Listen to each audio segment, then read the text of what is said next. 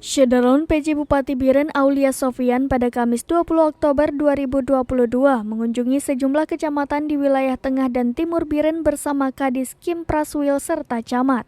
Tim melihat kondisi rumah tidak layak huni ekstrim yang rencananya akan dibangun. Kepala Dinas Kim Praswil Biren Fadli STMT mengatakan, kunjungan pertama ke Juli dilanjutkan ke Kota Juang, Jangka, Pesangan, sampai ke Gandapura dan Makmur. Di setiap kecamatan, PJ Bupati melihat 2 unit rumah yang tidak layak huni dan telah diusulkan agar direhab atau dibangun tahun depan. PJ Bupati juga menjumpai dan berbincang dengan pemilik rumah. Dalam kunjungan ke Kecamatan Kuala, PJ Bupati Biren didampingi Camat Kuala Erizal STP mengunjungi rumah milik Jailani berusia 50 tahun di Desa Cotkuta dan rumah milik Muzakir berusia 40 tahun di Desa Kuala Raja, Kuala Biren.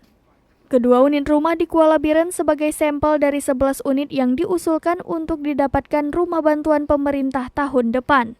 Selanjutnya, PJ Bupati Biren melanjutkan melihat rumah tak layak huni di Jangka Biren. Dari Biren, Yusmandin Idris, Serambi On TV.